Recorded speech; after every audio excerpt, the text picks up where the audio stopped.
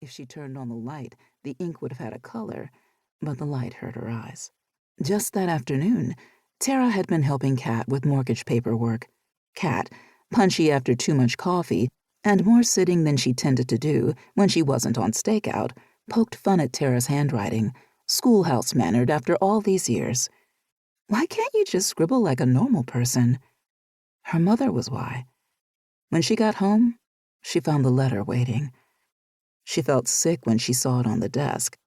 She felt sick when she looked at the jackets, slacks, and shirts folded in her suitcase between the little brightly colored organizers she had bought to keep her clothes from wrinkling, which she always used, even though they never worked. If she had to pack and make it to the airport by will alone, she would not have made her flight. But she wasn't a teenager anymore. On the night she'd snuck away from home to join the caravan that would take her to the hidden schools and a life of sorcery, she'd held violent debates with herself about each object she might bring. Would this knife help more than that? How much dried meat would she need for the trail? Which books?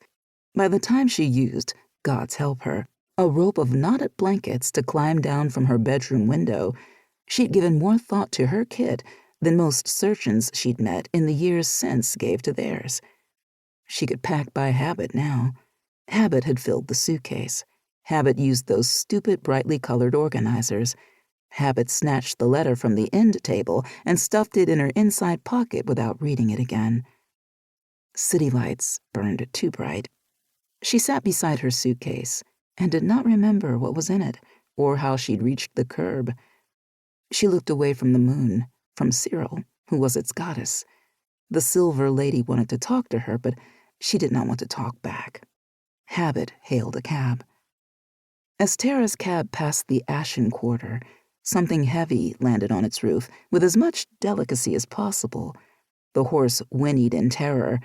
Tara pretended not to notice. When she looked down, she realized that she clenched her hands into fists, and the glyphs cut into her arms were glowing. A stone talon tapped the window.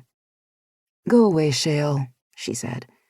The talon reached down and opened the door, and limb by limb, a lanky, winged statue coiled himself into the cab. His furled wings pressed against Tara's shoulder. He watched her out of the corner of his faceted emerald eyes. The first time she'd met Shale, in human disguise, she'd thought he was cute. Not long after, she had stabbed him in the stomach and cut off his face. He'd saved her life since, and she'd saved his, and somehow they'd ended up something quite like friends. He said, "You don't have to tell me what's going on." "I know. But whatever this is, you don't have to do it alone." Shale's eyes were clear, brook-like, as if he'd never met a task that was not easy. She had seen him hurt. She had hurt him herself. When he felt pain, he showed it. She shoved the letter toward him. Her grip crumpled the paper, already creased by its slow passage from hand to hand across a continent. He pressed it flat between his palms. Her mother's red wax seal winked as he opened the flap. She said, and stopped herself before her throat could betray her, and took a breath. "I should be gone a few days, a week at most. Can you tell Abelard and Kat and my 10 o'clock and my 1 o'clock and hells, tell all my appointments and tell Abe and tell that woman from the Two Serpents group and Cardinal Bede and Matt and the Rafferty girls and Miss Kay and Kaz and Cyril and everyone? Tell everyone. Otherwise I'll spend the next year, the next rest of my life, telling them my pa is—" His arms settled around her shoulders. His talon-tipped fingers were long as her forearms, and his flesh was stone and his muscles steel.